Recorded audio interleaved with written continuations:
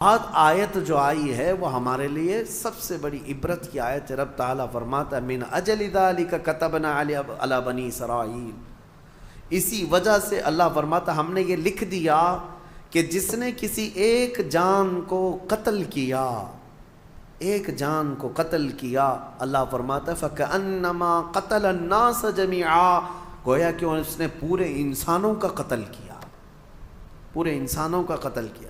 وَمَنْ أَحْيَاهَا فَكَأَنَّمَا أَحْيَا النَّاسَ جَمِيعًا، اور جس نے کسی ایک جان کو بچایا گویا کہ اس نے پورے انسانوں کو بچایا۔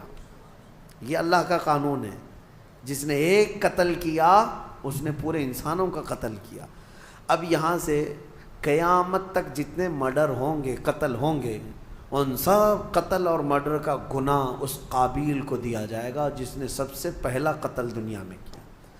لیکن کوئی یہ نہ سمجھے کہ اس کو نہیں ملے گا، سب قابیل پہ جائے گا۔ ہاں، یہ سوچ کر کے مرڈر شروع ہو جائے۔ قتل کرنے کا گناہ خود کا گناہ تو ہے ہی، لیکن اتنا بڑا گناہ اس کو بھی دیا جائے گا جو فرسٹ ٹائم شروع کیا ہے۔ اور اسی قاعدے کے مطابق کوئی بھی برا کام تم شروع کر رہے ہو، یاد رکھو اگر اس کی پیروی کرتے دوسرے لوگ بھی وہ گناہ میں ملوث ہوئے، ان سب کے گناہ کا بوجھ بھی تمہارے اوپر ڈالا جائے گا۔ ہو سکے تو کوئی نیا کام اچھا شروع کر دو تاکہ اس کی فالو کرتے کرتے لوگ ان کی نیکیاں تم تک آتی رہیں قیامت تک۔ کوئی برا کام تم نے، بہت سارے لوگ فیشن شروع کرتے ہیں، ان کو ایسا لگتا ہے کہ یہ میرا فیشن ہے، ایک نیا فیشن۔ گناہ کو اگر فیشن شروع کیا، نیکی کو فیشن بناؤ۔ اگر اس کی کوئی اقتدا کر لیا تو اس کا ثواب تمہیں ہے۔ مثال کے طور پر نماز میں، نماز کے بعد ہم تسبیح پڑھنا شروع کر دی، سبحان اللہ و بحمدہ سبحان اللہ العظیم، لوگ اس کو نقل کرتے رہے۔ جس نے بھی جہاں پر بھی شروع کیا، جب تک پڑھا جاتا رہے گا شروع کرنے والے کو اس کا ثواب ملتا رہے گا۔ آپ نماز کے بعد سلام شروع کر دیے، برسوں تک اگر میرے آقا کی بارگاہ میں لوگ اسی پر نقل کرتے ہوئے سلام پڑھتے رہے تو اس نئے کام کی ابتدا کرنے کا ثواب تو ہے ہی، لیکن جتنے لوگ اس نیک کام پر عمل کرتے رہیں گے ان سب کا ثواب بھی آپ کو دیا جائے گا، اور عمل کرنے والوں کے ثواب میں بھی کوئی کمی نہیں ہوگی۔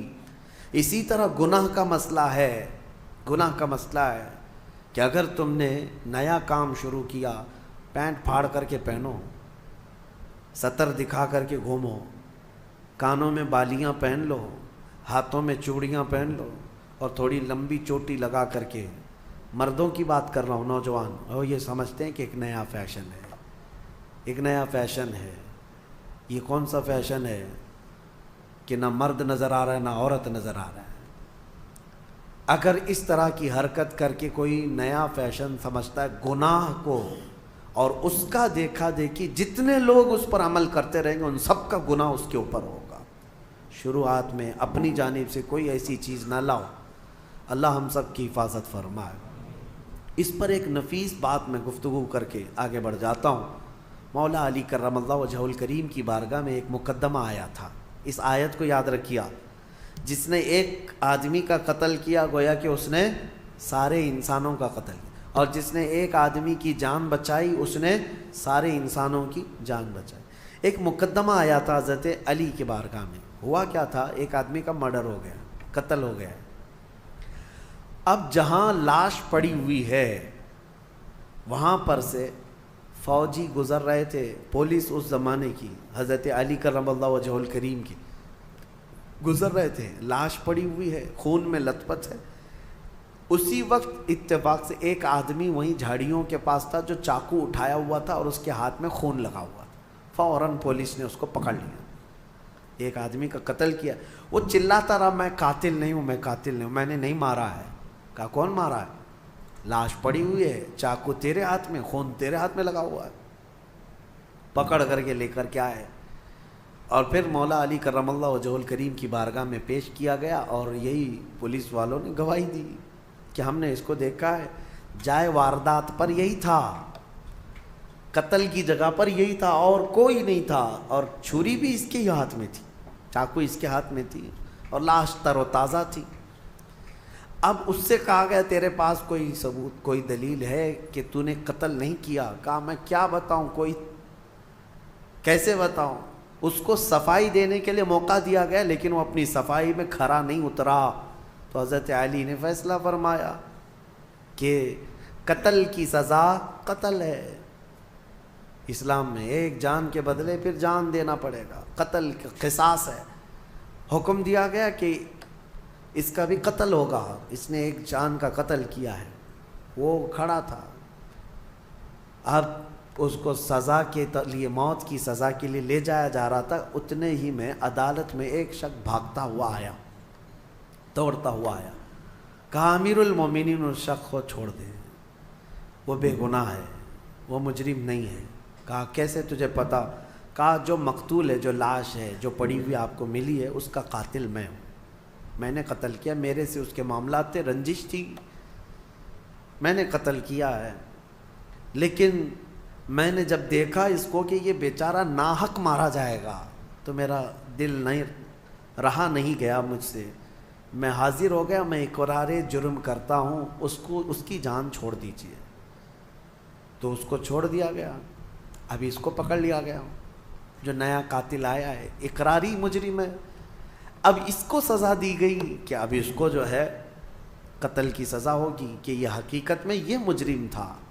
اس وقت مولا حسین اور مولا امام حسن رضی اللہ تعالیٰ بچپن میں تھے یا جوانی میں تھے، بارگاہ حیدر کرار میں وہ بھی بیٹھے رہتے تھے۔ امام حسن مجتبیٰ کھڑے ہوئے، کہا بابا جان آپ نے فیصلہ پہلے والے کے بھی قتل کا سنایا تھا، دوسرے والے کی بھی قتل کا، اس کی بھی موت کی سزا، اس کو معاف کرنا چاہیے دوسرے والے کو۔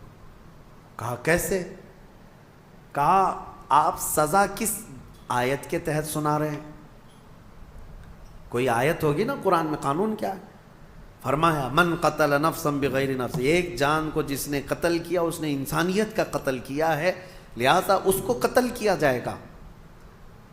تو پھر حضرت امام حسن نے کہا یہ جو حقیقی مجرم ہے، یہ آیت کے دوسرے حصے پر بھی تو آتی ہے ومن احیاہا فکأنما احیا الناس جميعا، جس نے کسی ایک جان کو بچایا اس نے پوری کائنات کو بچایا۔ اگر یہ نہ آتا تو وہ ناحق مارا جاتا، پہلا والا یہ آیا اور اس کی جان کو بچایا ہے اس نے، تو بچانے کا انعام بھی تو اس کو ہونا چاہیے، تو اس کو بچانے کے عوض میں پھر اس کو معاف کرنے کا پروانہ دیا گیا۔ لیکن جو مقتول تھا اس کے گھر والوں کو بلایا گیا کہ کیا تم اس قاتل کو معاف کرتے ہو؟ تو دیت لے کر کے، جو معاوضہ ہوتا تھا وہ لے کر کے گھر والوں نے بھی اس کو معاف کیا۔ میرے عزیزو، یہ آیت آج پوری دنیا جانتی ہے، قرآن میں موجود ہے۔ ہم مصر میں تھے پڑھنے کے زمانے میں، اس آیت کو دہرا رہا تھا امریکی پریسیڈنٹ اس وقت اوباما، وہاں پر آیا ہوا اور وہ یہ آیت کو بار بار پڑھ رہا تھا اور بتا رہا تھا کہ اسلام میں یہ ہے کہ ایک قتل جس نے کیا گویا کہ پوری انسانیت کا قتل کیا، اور جس نے ایک آدمی کو بچایا اس نے پوری کائنات کو بچایا۔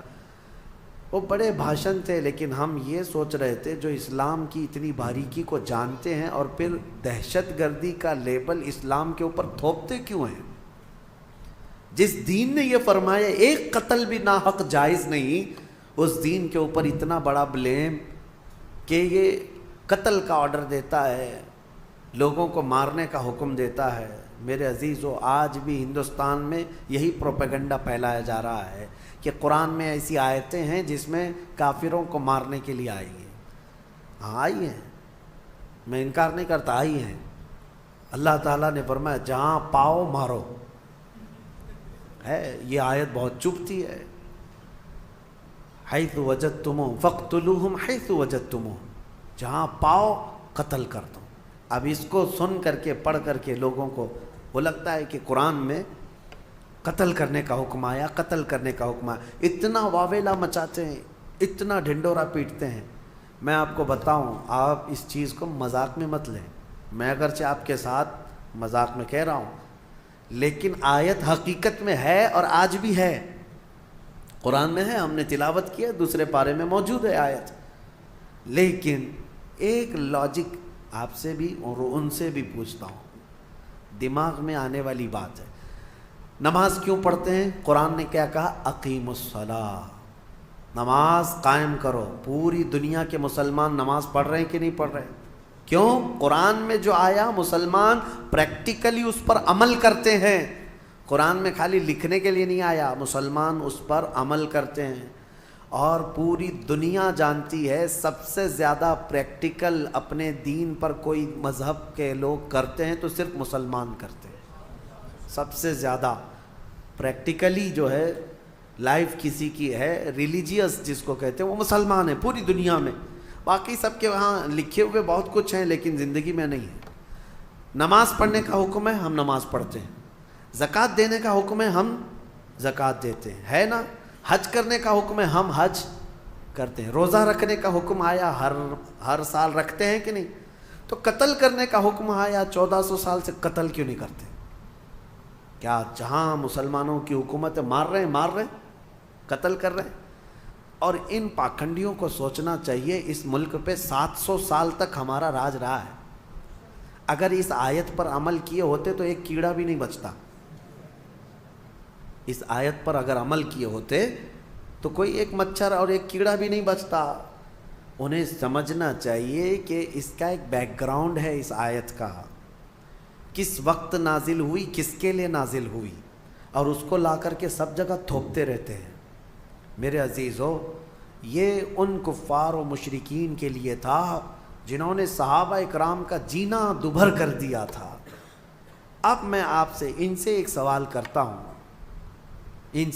کرتا ہوں، ہمارے ملک میں کوئی دشمن ملک کا نام سنتے ہی ان کے دماغ میں ایک ہی ملک آتا ہے بہرحال، اور دہشت گرد بھی، آتنکواد بھی وہیں کے ہوتے ہیں ان کے حساب سے۔ اگر 4 آتنکوادی گھس کر کے آ گئے ہیں میرے اپنے اس دیش میں، آپ کے ملک میں، اور وہ سڑکوں پر دندناتے ہوئے گھوم رہے ہیں، تو یہاں کی جو عدالت عالیہ ہے، ہائی کورٹ ہو، اوپر کی عدالت، وہ کیا آرڈر جاری کرے گی پولیس کو؟ جہاں پاؤ انکاؤنٹر کرو، جہاں پاؤ۔ کیوں؟ دیش دروہی ہیں، ملک کو نقصان پہنچا سکتے ہیں، یہاں کے باشندوں کو بم سے اڑا سکتے ہیں۔ تو ایسے خطرناک ڈینجر لوگ اگر ملک میں داخل ہو گئے تو کامن سی بات ہے، ہر ملک والا یہی آرڈر جاری کرے گا کہ یہ جہاں نظر آئیں ان کو مار ڈالو، شوٹ کرو، وہاں اسپاٹ پہ شوٹ کرو۔ یہ آج کرنا جائز ہے، اور اسلام میں جو حکم آیا تھا اسی نہج پر تھا کہ مکہ سے صحابہ کو، رسول پاک صلی اللہ علیہ وسلم کو گھر بار سب چھوڑ کر کے جانا پڑا۔ ان ظالموں کو یہ نہیں معلوم کہ میرے آقا نے 3 سال تک پتے کھائے مکہ میں۔